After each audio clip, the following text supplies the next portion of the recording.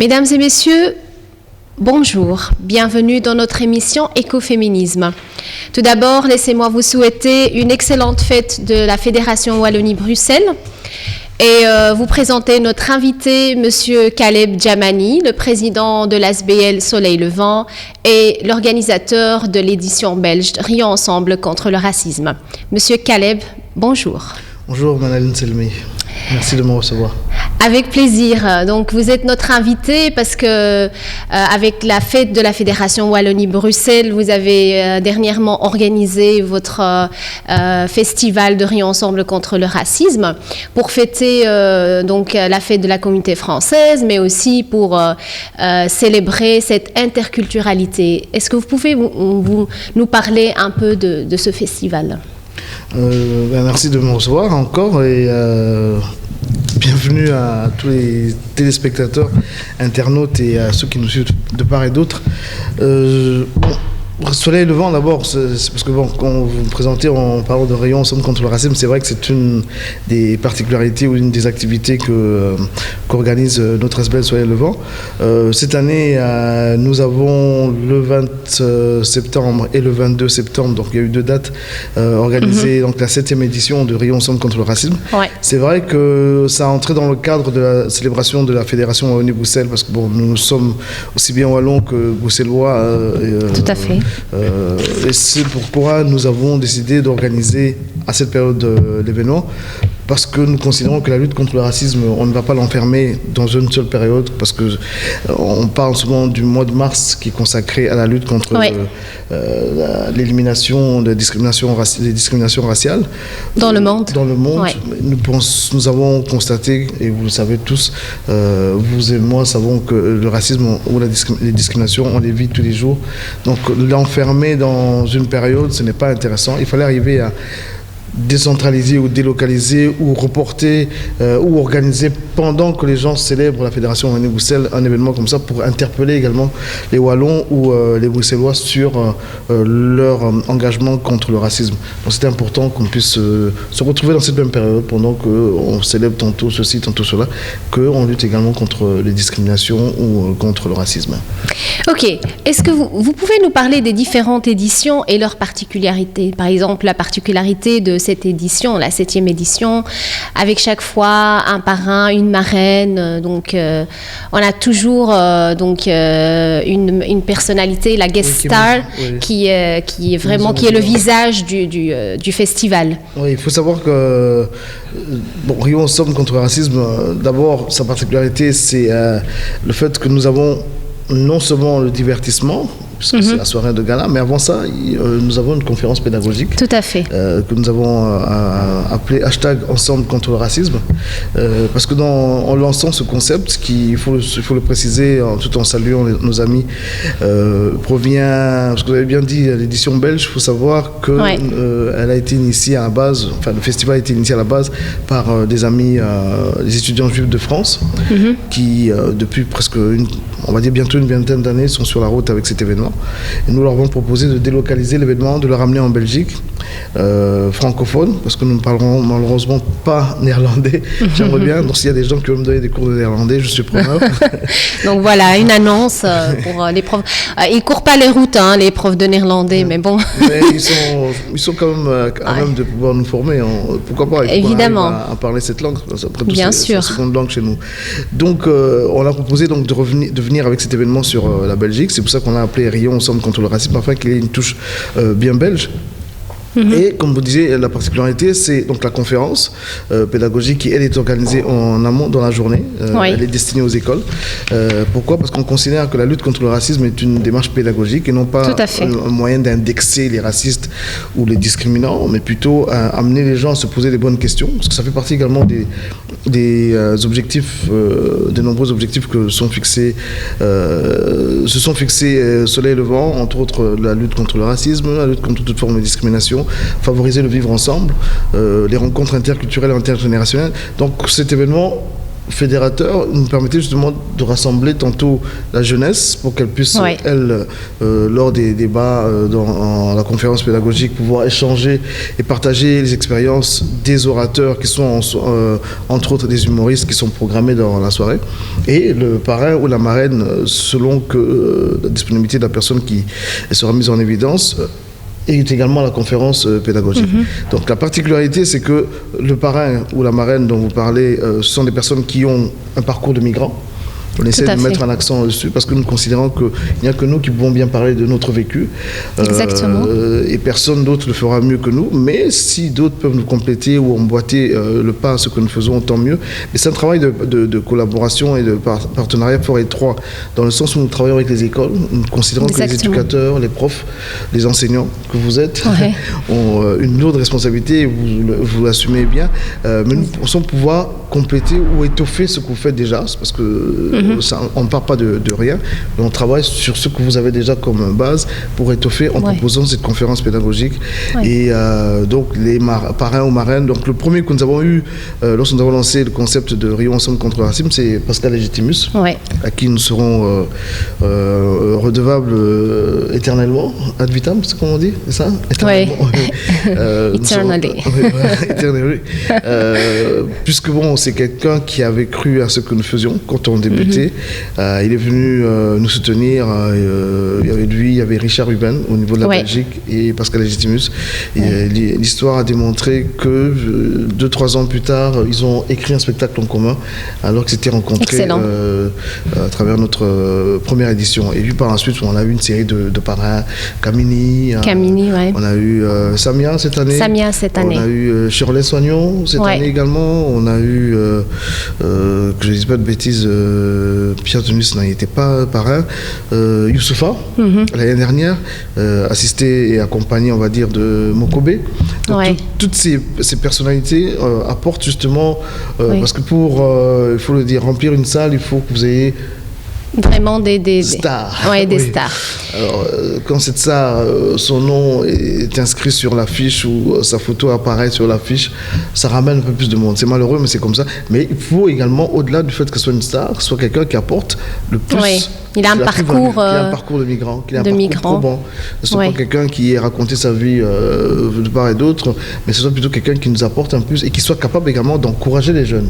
Exactement. On veut toujours faire en sorte que aussi bien les jeunes que les adultes qui ont parfois des problèmes de repère, puissent se retrouver à travers le discours d'un Youssoufa, par exemple, le discours de Shirley Soignon, le discours de Pascal Légitimus, de Richard Ruben. Donc c'est important. Et quel est l'impact que ces humoristes ont sur les jeunes? Parce que vous avez dit, comme c'est un parcours très particulier, et les jeunes, ils ont peur de parler. On sait bien que les jeunes qui subissent la discrimination, pour eux, c'est un sujet tabou et on ne peut pas en parler à l'école, et c'est difficile de parler des sujets de discrimination, que ce soit sur base de religion ou sur base de couleur ou d'orientation sexuelle. Mais est-ce que ces humoristes sont capables d'aborder ces sujets-là vraiment avec ouverture et sans complexe? Tous non, parce que bon, ils se trouvent parfois dans la position de celui qui fait rire ou celui qui preste dans son one man ou son one woman, tout dépend de la personne. Mais c'est pas toujours évident d'aller chercher les élèves. Nous avons une expérience, je vais en profiter pour vous dire quand même que, hormis Rions ensemble contre le racisme, nous organisons des événements tels que le Festival du film africain de Charleroi et d'autres événements toujours dans la démarche interculturelle et intergénérationnelle au départ de Charleroi. Et nous avons eu une expérience, c'est celle-là qui nous avait encouragé à continuer. Nous avions produit lors de la deuxième édition du Festival du film africain de Charleroi, un des films de Ismaël Saïdi, j'ai oublié le titre, c'est retrace l'histoire d'un jeune Marocain qui a été adopté par une famille française. Et c'était vraiment une histoire vraie qu'a tourné, a réalisé Ismaël Saïdi. Et c'est lui qui avait ouvert, si vous voulez, le festival. Donc son film était le premier qui était présenté aux écoles. Donc il y avait, je crois, un parterre de 300 d'élèves, c'est pas 400. Et c'est vrai que dans la salle, ils n'osaient pas les élèves n'osaient pas poser des questions. C'est un sujet tabou pour l'adolescent surtout. Lui, Ismaël avait très bien, dans son tournage, enfin, il le fait bien, il avait présenté plusieurs aspects. Il y avait l'aspect d'abord de l'intégration dans une autre famille, pour ce garçon qui a été adopté, qui parlait français, qui ne savait pas que pour lui il était français point barre. On l'avait jamais fait comprendre qu'il n'était pas. Donc il y a un problème identitaire. Identitaire, voilà, c'est ce que je cherchais, merci. Donc déjà cet aspect-là, et c'est là-dessus qu'il est allé, parce que les jeunes à un moment donné devaient se retrouver pour poser des questions. Et juste après, ils ont applaudi, mais ils ne savaient pas comment poser les questions. Alors Ismaël est allé les chercher.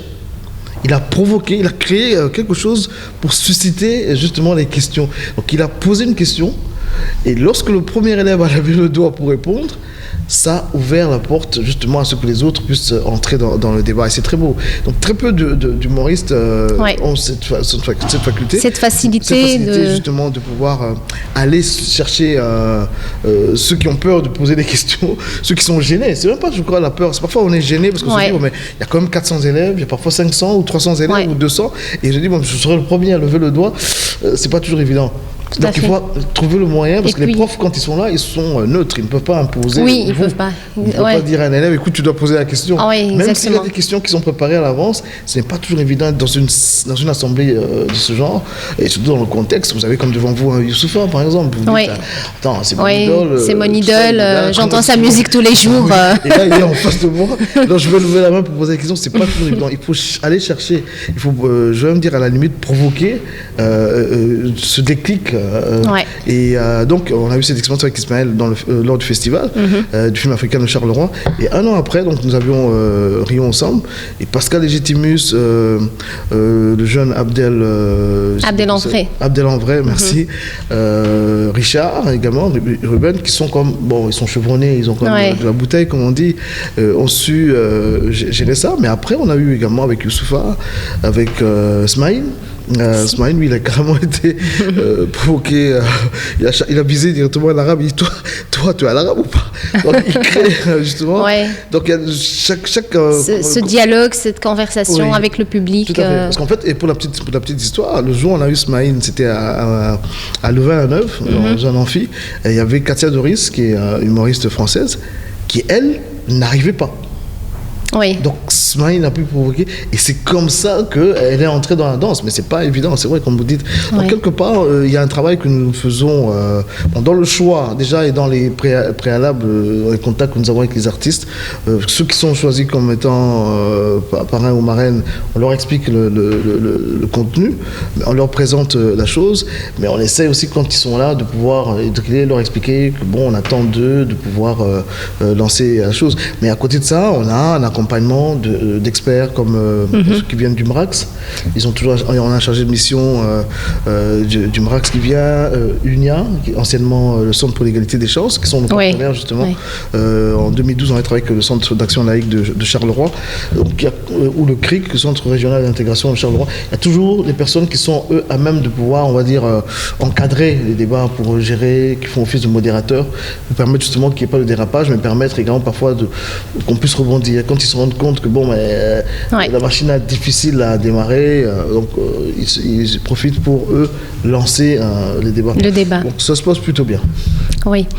Et donc, dernièrement, avec tout ce que s'est passé à Bruxelles, les attentats de Paris, de Bruxelles, et je pense que Rions Ensemble contre le racisme a aussi intervenu dans le sens où on a rié aussi contre l'islamophobie et contre tout ce qui est extrémisme religieux.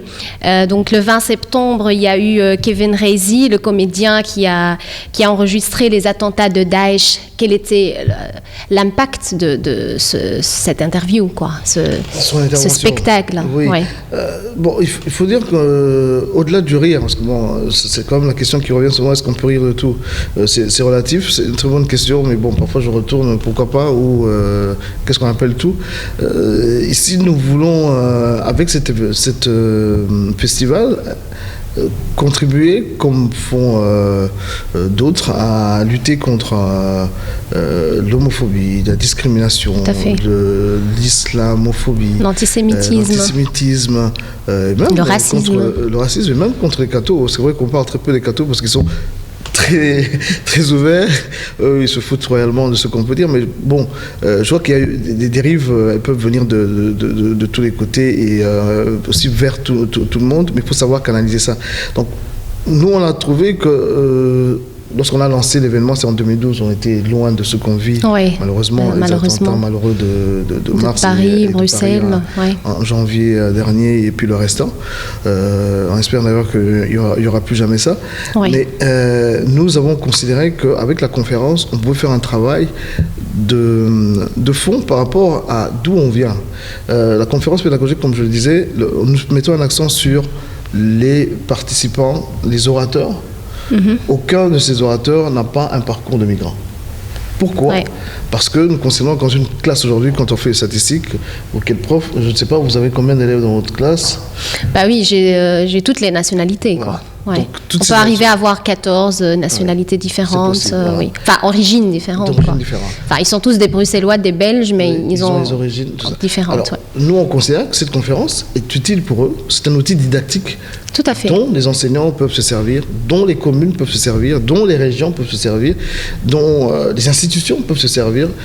Pourquoi ? Parce que le parcours d'une Shirley Soignon, le parcours d'un Kevin Razi qui est d'origine mauricienne, Shirley Soignon qui est d'origine ivoirienne mais qui est née en France, en Alsace, et qui a grandi dans un village en Alsace, qui a été en Côte d'Ivoire qu'à l'âge a dépassé ses 20 ans, le parcours de Pascal Legitimus, le parcours de Richard Ruben, qui a des origines multiples. J'aime bien me moquer de lui en disant toi-même, il est les origines égyptiennes, juives, anglaises. Donc lui, c'est comme un citoyen du monde, quoi. Un citoyen du monde. Il dit je suis belge, mais ça ne se voit pas. Et ça ne se voit pas. Il a bien raison de le dire. Donc c'est important que nous nous servions de ça pour permettre aux jeunes qui, lorsqu'ils voyagent, à vous, je ne peux pas poser la question, mais je pose parfois la question à certains profs. Je dis, vous êtes professeur, vous êtes belgo-belge, comme certains disent, vous êtes caucasien, on va dire caucasien. Vous, quand vous allez en Tunisie, vous êtes touriste, mais lorsque le Tunisien vient en Belgique, il vient bouffer le pain des Belges. Donc il y a déjà un problème à ce niveau-là. Mais vous ne saurez pas expliquer à un jeune d'origine tunisienne que non, le racisme, tu sais rebondir, c'est pas grave, tu vas t'en sortir et tout ça, parce que vous n'avez pas le même vécu que lui, le ressenti qu'il a. Le jeune d'origine turque, quand il va en Turquie, on lui fait comprendre qu'il est étranger. Quand il est ici, on lui fait comprendre qu'il est étranger. Le jeune d'origine togolaise, ici, on lui fait comprendre qu'il est étranger. Quand il arrive au Togo, on lui fait comprendre qu'il est étranger. Donc ces jeunes ont des problèmes de repères. Quand on parle aujourd'hui de radicalisation, quand on parle de déradicalisation, nous considérons que nous faisons partie justement de ce paysage, on va dire de ces partenaires avec lesquels il faut composer, parce que nous allons travailler avec les écoles, avec une démarche d'abord à travers le rire, parce que le divertissement est un canal pour nous très utile. Donc il faut se servir pour pouvoir faire passer un message, non pas en venant avec la colère ou avec des menaces, mais au contraire, arriver avec un outil qui permettrait aux profs, qui permettrait aux institutions de pouvoir aller dans les écoles. Parce que se dire ensemble contre le racisme et la discrimination, parce que le terme c'est quel est mon regard face au racisme et à la discrimination. C'est toujours cette question qu'on se pose. Le jeune qui se sent ici repoussé, lorsqu'il aura écouté un Youssoupha, il se dit tiens, mais si Youssoupha a pu s'en sortir, c'est que moi je peux m'en sortir. Lorsqu'il aura écouté Kevin Razi, il se dit tiens, mais si ce gars a pu s'en sortir, c'est que moi je peux m'en sortir. Donc eux ils parlent de leur parcours, mais ils ont pu rebondir. Et qu'est-ce qu'ils ont fait pour rebondir ? Il n'y a qu'eux qui peuvent bien parler. Alors à ce moment, le travail des enseignants, qui est celui d'accompagner les jeunes à pouvoir aller au-delà de leurs limites sur le plan intellectuel, peut justement accompagner ce qu'ils font. Et c'est un brassage, moi j'aime dire le brassage de culture, le brassage de connaissances qui permet justement d'avancer. Donc pour nous, la soirée de gala a été un plus, c'est un fait, oui, on s'amuse et tout ça. Mais lorsqu'on a lancé le concept de la conférence, on s'est dit, très bien, on va rigoler sur une vanne de Kevin Razi, on va rigoler sur une vanne de David Samin, ou de Christina Flaba, ou de Talib Saritas. Très bien, mais après, on se sépare, on se dit au revoir, on va encore rigoler sur les vannes. Mais entre-temps, si on organise une conférence pédagogique, en travaillant avec les enseignants, ils peuvent eux également rebondir en classe. On a parlé de ça, est-ce qu'on peut faire quelque chose ensemble ? Est-ce qu'on peut exposer quelque chose ensemble ? Est-ce qu'on peut travailler ? Donc il y a une suite justement après ça. Et nous, on aimerait également... et ce qui est bien, c'est qu'il y a des humoristes d'origines différentes et de confessions différentes, et ils rigolent l'un de l'autre, et il y a vraiment un climat de vivre ensemble, et c'est vraiment une classe on dirait qu'on est en classe et c'est l'objectif, quoi. Et parfois même on va dire les caucasiens se retrouvent parfois en minorité parce qu'ils se retrouvent, c'est comme le 22 septembre, nous étions comment dirais-je, à Uccle, ouais. à l'espace 1180. Ouais. Il y avait plus, parce qu'on a été soutenu par India, Monique Faudry, avec toute l'ambiance, on a mangé africain et tout ça. Donc à un moment donné, les caucasiens comme Pascal sur scène, Étienne Serck, tous étaient en minorité visible dans le contexte, parce qu'on mangeait africain, et le contexte était africain, et ils étaient en immersion. Donc c'est très bien parce que ça crée justement non seulement des liens, mais ça détend, oui, parce qu'ils sûr. se rendent parfois compte aussi de ce que vivent les autres. Ce qui est bien aussi, c'est que d'autres ont déjà une expérience avec la communauté, les autres communautés, et c'est intéressant, sinon ils n'adhèrent pas à ce que nous faisons. Bien sûr, évidemment. Et donc, pour revenir à Uccle, vous avez fait le spectacle en parallèle avec les fêtes de la Fédération Wallonie-Bruxelles. Et la marraine était Samia Oresman. Vous savez que notre émission, ça porte sur l'écologie et le féminisme. Donc, pour une fois, on a une marraine qui est humoriste, qui est française d'origine tunisienne, qui assume porter le voile et qui est humoriste et elle se moque des préjugés et dans son spectacle elle essaye de critiquer tous les préjugés, etc. Donc que pensez-vous de Samia, cette marraine? Il faut savoir, il faut préciser que Samia est avec nous sur scène dans nos tournées depuis, je pense, ça fait 3-4 ans qu'on travaille avec elle. Oui. Et à travers elle, on a rencontré d'autres artistes qu'elle nous a présentés. Elle nous a recommandé Amoutati, Tatiana Rojo. Elle nous a recommandé Elena, qui est venue cette année. Elle nous a recommandé Phil Darwin, qu'on n'a pas encore eu sur scène. Donc, et je crois, si ma mémoire est bonne, si c'est pas Ismaël Saïdi qui m'a présenté Samia, c'est peut-être Sarah Vanel, mais il y a quelqu'un qui m'avait présenté Samia. Et lorsque je l'ai rencontré en discutant, la première chose qui m'avait frappé, c'est le manque de vulgarité. Parce qu'on considère aujourd'hui, et je suis un fervent défenseur de la lutte contre la vulgarité dans la façon de parler, la façon de rire, l'irrespect de l'autre, je ne supporte pas. Mes enfants, à la maison, ne peuvent pas sortir de vulgarité, et c'était ça qui m'avait frappé. Le voile, non, je n'avais pas regardé ça, c'est bizarre. C'est après que non, mais en même temps, elle s'habille avec tout ce qui est africain, donc elle assume son identité africaine. Voilà, elle est ambassadrice vraiment on va dire qu'elle est panafricaniste, on peut appeler ça comme ça. Mais moi, c'est d'abord ce côté-là où elle expliquait que, la question c'est est-ce que pour rire, il faut à tout prix être vulgaire. Et ça m'a interpellé. Je me suis dit, tiens, c'est vrai que tous sont obligés d'être vulgaires. Je respecte, mais j'apprécie plutôt, en plus, ça chez elle, je considère que c'est une plus-value. Parce que c'est justement dans une démarche pédagogique, quand on va vers les jeunes, on n'est pas obligé d'être vulgaire. Ou vers un public, on n'est pas obligé. Comment faisaient nos grands-parents il y a 40 ans? Ils n'étaient pas vulgaires. C'est vrai. C'est après qu'on s'est dit que c'était à la mode. Bon, je respecte ceux qui le sont. Donc Samia nous a rejoints, nous a accompagnés, pour ne pas dire soutenus, parce que quand un artiste vient travailler avec nous, nous considérons que c'est une collaboration. Une collaboration. Et puis ceux qui viennent, nous sommes une ASBL, donc il faut le dire, nous ne sommes pas une boîte de prod qui paye, qui allonge des billets, des cachets énormes.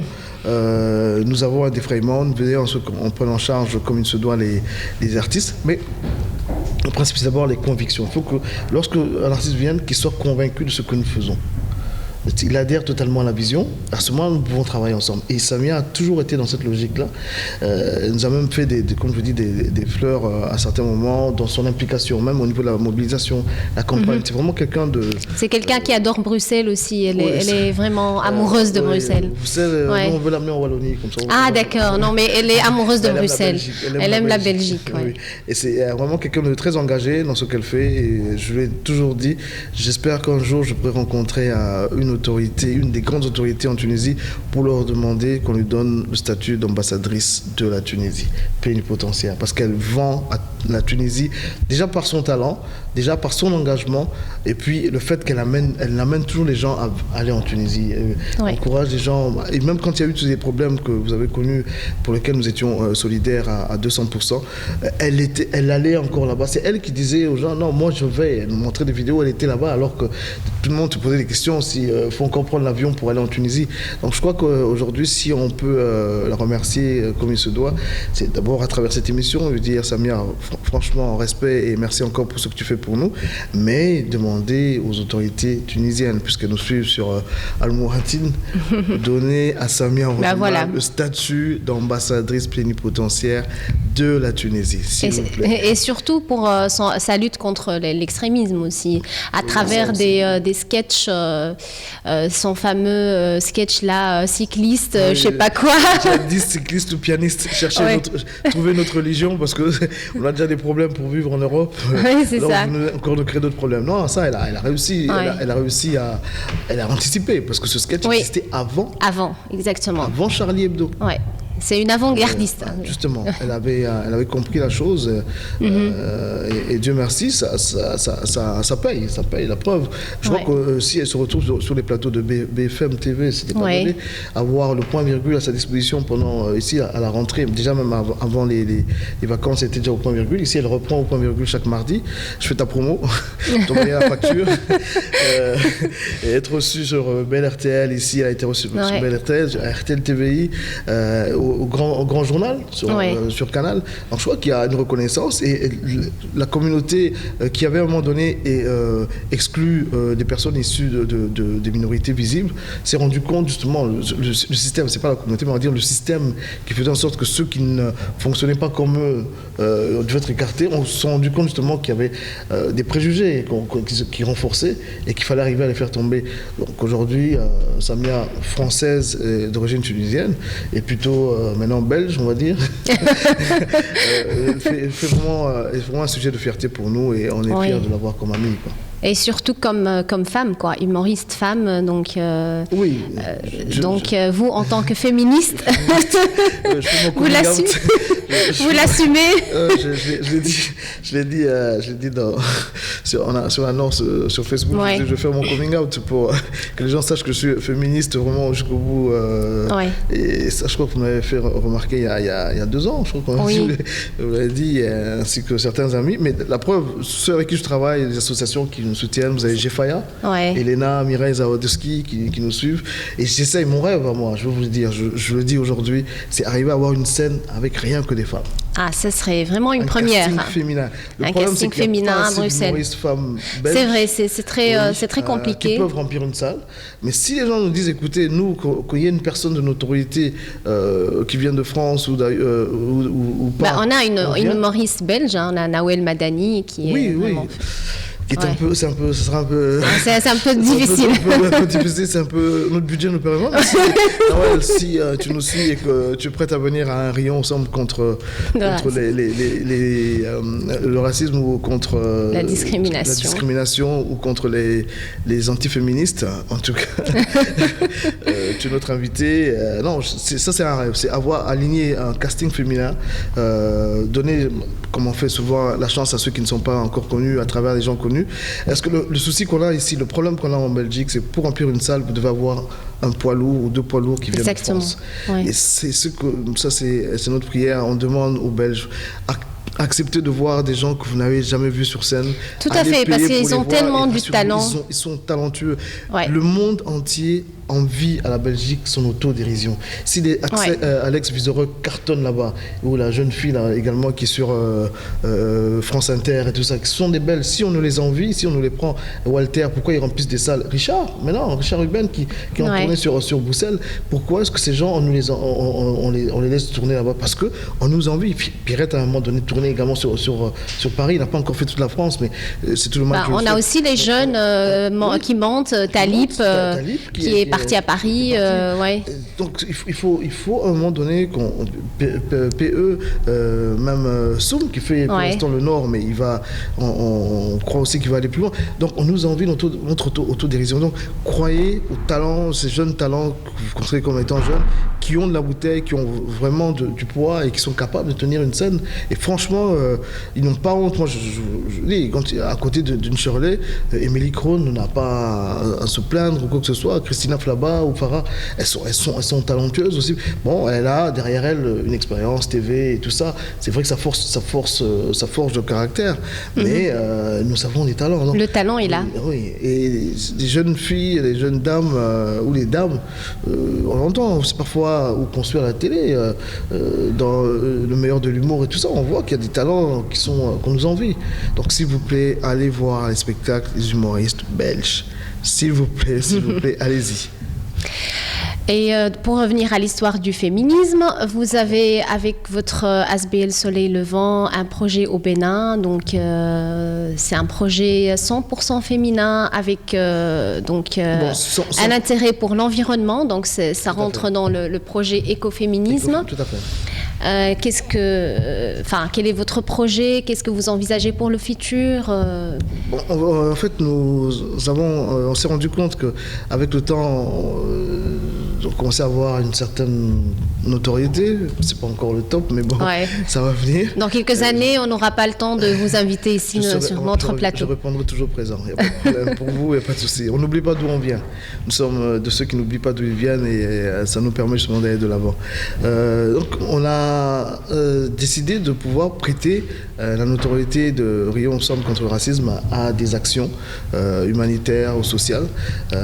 Ici, le 20 septembre, sur Charleroi, nous avons décidé de lancer une campagne « Je donne une seconde vie à mes livres ». Elle consiste à, d'abord, comme vous dites, c'est durable, c'est une démarche durable. Le développement durable. Parce que nous considérons que nos jeunes, comme nous-mêmes, nous lisons des livres que nous aimons, que nous avons achetés, mais qui finalement, à un moment donné, encombrent la maison, parce qu'on est soit dans un appartement, soit dans un studio, soit dans une maison, et même dans une grande maison, à un moment donné, si on n'a pas d'espace, il faut aller taper ses livres au container, alors que dans certains pays, sous d'autres cieux, c'est difficile pour eux d'avoir... entre l'achat d'un livre et un morceau de pain ou bien de la semoule, le choix est clair, on va chercher la semoule. Alors nous, on s'est rendu compte que l'année dernière, le Bénin avait accordé la gratuité scolaire aux jeunes filles béninoises. Vous savez très bien en Afrique comment ça se passe dans une famille de 5 enfants, de 2 ou de 3 enfants ou plus, parce que parfois c'est 15 enfants ou 20. Une équipe nationale.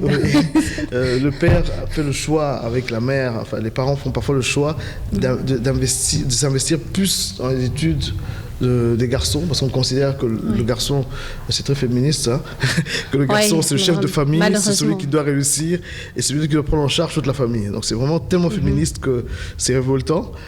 Et les jeunes filles sont considérées comme étant celles qui doivent être formées pour entrer dans un mariage, et parfois même trop tôt, parfois à 12-13 ans, on les force à entrer dans un mariage. Alors nous, on a salué d'abord la démarche du gouvernement béninois. S'ils nous suivent, je salue l'ambassadeur du Bénin à Bruxelles et peut-être celui aussi qui est en Tunisie. On s'est dit, on va nous accompagner cette démarche. Excellent. En octroyant, parce que qui dit gratuité scolaire ne dit pas forcément gratuité de fourniture scolaire. Donc aujourd'hui, les écoles sont tantôt privées, sont tantôt de l'État, mais les fournitures scolaires coûtent cher. Donc nous sommes dit, on va nous offrir des livres à ces filles qui ont la gratuité scolaire, mais qu'on leur offre nous des livres de chevet, des livres scolaires, des livres de tous les jours, pour leur permettre de s'instruire, parce qu'on considère que l'éducation est importante, ça leur permettrait également de s'épanouir. Donc nous avons lancé la campagne « Je donne une seconde vie à mes livres ». Pourquoi une seconde vie? Parce que ces livres, au lieu qu'on les jette, on s'inscrit dans une démarche durable, dans le sens où ces livres vont avoir une seconde vie, ces jeunes filles les liront. Nous avons contacté certaines écoles au Bénin, certaines bibliothèques qui vont recevoir les livres et qui pourront leur permettre d'accéder gratuitement à ces livres. Bon, maintenant, comme vous disiez tout à l'heure, c'est du 100% féministe. Non, parce qu'on va dire, on ne va pas refuser aux jeunes garçons de oui, bien sûr. Il n'y aura pas de discrimination dans l'autre sens. Hein, de toute façon. Mais à la base, la démarche, c'est accorder la gratuité aux jeunes filles, leur permettre d'avoir des livres. Et il faut savoir aussi qu'au Bénin, la plus jeune auteure de romans au Bénin a 15 ans. Elle a écrit, oui, on espère pouvoir la faire venir pour qu'elle puisse rencontrer des jeunes. Pourquoi pas, c'est intéressant pour les échanges de la fédération. Pour notre et pourquoi pas si on peut pour notre programme. Oui, on pourrait donc on essaie de voir pour l'année prochaine si elle peut venir présenter son livre aux jeunes wallons ici. Ceci pour démontrer également que l'Afrique se prend en main avec les moyens du bord. Je ne vous l'apprends pas. C'est important de souligner ça parce que pour éviter également que ces clichés soient encouragés ou ces préjugés où il n'y a rien en Afrique et que bon c'est la galère à 200%, c'est difficile, ils s'en sortent. Alors nous, si on peut aider, c'est déjà à travers l'action ici. Donc les écoles de Charleroi ont été sollicitées. Nous travaillons, je vais quand même faire une petite publicité avec Solidaris, la fondation Solidaris, parce que c'est eux qui vont nous permettre d'acheminer les livres au Bénin. Nous avons pour l'instant un certain nombre, on est je crois à 3 mètres cubes pour l'instant, une fois un peu plus tout ça. Donc la campagne a été lancée à Charleroi pour assembler les livres qui sont destinés enfin pas Cotonou, c'est la capitale, mais au Bénin. Excellent, c'est une très bonne nouvelle. Très bien. Et en fait, j'aimerais bien poser la question par rapport à la campagne sur les réseaux sociaux. Comment vous êtes en sortie par rapport à la visibilité sur les réseaux sociaux? Parce qu'on sait bien que, comme vous dites, vous n'avez pas des moyens financiers importants, mais vous avez, grâce à cette campagne sur les réseaux sociaux, vous êtes partout, tout le monde, toi et moi contre le racisme. Pourquoi ce hashtag avec des personnalités, des intellectuels, des politiciens et même des anonymes. Oui. Oui, en fait, la campagne hashtag Ensemble contre le racisme, nous l'avons lancée l'année dernière. C'était pour Rio Ensemble contre le racisme 6, qui devait avoir lieu le 29 septembre 2015. Et en fait, elle est venue du fait... On s'est rendu compte que la période de juillet et août est une période creuse où tout va au ralenti en Europe, parce que les gens vont en vacances, il y a les vacances administratives, les vacances politiques. Et nous nous sommes dit, pourquoi ne pas créer quelque chose qui pourrait permettre aux internautes, des internautes réguliers ou pas, de pouvoir être interpellés ou qu'on leur rappelle que l'événement de septembre à la rentrée, à ne pas manquer, c'est le 29 septembre au centre choisi, et c'est Rio Ensemble contre le racisme 6. Donc il fallait trouver un moyen, donc on a discuté avec une équipe, et puis on s'est dit, tiens, mais Michelle Obama avait lancé une campagne Bring Back Our Girls. Our Girls, yeah. Et on s'est dit, tiens, mais pourquoi ne pas faire la même campagne, parce que c'est pas nous qui avons inventé, mais le hashtag aujourd'hui sur les réseaux sociaux, c'est ce qui parle le plus, c'est ce qui permet de surfer sur les réseaux sociaux. Il fallait créer un hashtag. Puis on s'est dit, oui, c'est hashtag toi et moi contre le racisme. Hashtag ensemble contre le racisme. Hashtag Riant ensemble contre le racisme. Mais pour lancer ça, il fallait trouver des personnalités connues. Et ensuite, proposer aux anonymes. Pourquoi les anonymes et les personnalités La société civile, quoi. La société civile, merci. Parce qu'aujourd'hui, je crois que sur 10 personnes, il y en a quand même 7 ou 8 qui aimeraient lutter contre le racisme à sa manière, qui se positionnent contre le racisme ou contre les discriminations, soit dans son bureau, soit dans sa classe, soit dans son club de foot, soit dans sa commune, soit dans son quartier, soit dans sa famille, et soit dans son club de bridge, soit dans son lieu de travail. Donc, toutes ces personnes faisant partie de la société civile peuvent également créer une chaîne sur les réseaux sociaux. Alors nous, on s'est dit, bon, on prendra les photos. Chacun de nous prend une photo et qui partage en se positionnant. Parce que dès le moment où vous avez cette photo avec cette pancarte, vous la mettez sur votre mur, c'est difficile qu'on vous traite de raciste. Même si vous êtes convaincu du contraire. Mais bon, c'est déjà le principe. Donc on a lancé au départ, parce que comme Youssoufa était le parrain, ainsi que Mokobe qui était intéressé de venir, nous nous sommes basés sur les têtes d'affiche. On a lancé. Et je vous avouerai qu'on n'attendait pas à voir le succès qu'il y a eu. Quand je dis le succès, c'est qu'on avait sur la page Facebook de Soleil Levant par semaine, parce que nous on sait avoir les statistiques, tout le monde peut voir les statistiques de ses propres vues. On était à 10 000 vues par semaine, quoi. Parce que bon, tout le monde est entré. Vous avez fait ce plaisir. Et les députés bruxellois qui l'ont fait, des députés du Parlement de la Fédération Wallonie-Bruxelles, des ministres, des chefs du parti. Chefs de parti, au niveau, ici sur Bruxelles, Vervoort, je ne connaissais pas. Yvon Mayer, Olivier Chastel. Olivier Chastel, Louis Michel. Frédéric Ries. Frédéric Ries. Et c'est important pour eux, parce que le fait de nous proposer de venir, parce qu'on ne les a pas suppliés. J'aurais pu comprendre que là, je ne vais pas citer des noms, il y a l'heure qu'on a appris qu'ils nous ont envoyé balader, mais bon, ça arrive, il n'avait pas le temps de prendre une photo 1 minute. Hein, je ne veux pas citer votre nom, mais vous reconnaîtrez à travers cette émission. Mais ça nous a encouragés parce qu'on s'est rendu compte, au-delà de la promo, au-delà de l'audience folle qu'on a eue et surtout des retombées, c'était le fait que les gens veulent à leur manière lutter contre le racisme. C'est encourageant parce que c'est vrai, nous c'est notre fonds de commerce, on va dire. Parce que tant qu'il y aura du racisme, on aura toujours cet événement, malheureusement. Et tant mieux pour nous de pouvoir organiser. Mais bon, il n'y a pas que ça qu'on fait. Mais quand vous dites que bon, mais parce que c'est souvent la question des journalistes, est-ce qu'il y a encore du racisme? Malheureusement, il y en a encore. La discrimination, il y en a encore. Sinon, le MRAX fermerait ses portes, UNIA fermerait ses portes, ainsi que toutes les associations qui travaillent contre l'homophobie, contre la discrimination et tout ça.